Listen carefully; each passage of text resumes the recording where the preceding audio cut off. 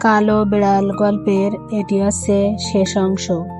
Coral নিয়ে খুঁজেছিলাম তাকে বধ করবার জন্য, পাইনি। দিন কয়েক পরে পুলিশ এসে সারা বাড়ি খুঁজলো। আমি সঙ্গে রইলাম, একটুও বুক কাঁপল না। চারবার নিয়ে গেলাম পাতাল কুঠিরের সেই দেয়ালের কাছে। তারপর যখন মুখ চুন করে ওরা চলে যাচ্ছে, বিজয় উল্লাসে ফেটে পড়লাম আমি। হাতের পাটি দিয়ে খটাস করে মারলাম দেয়ালের ঠিক মাঝখানে, যেখানে নিজের হাতে কবর দিয়েছি বউকে। আচমকা একটা বিরাট কান্নার আওয়াজ ভেসে এলো ভেতর থেকে। সারা বাড়ি গম গম করতে লাগলো সেই আওয়াজে।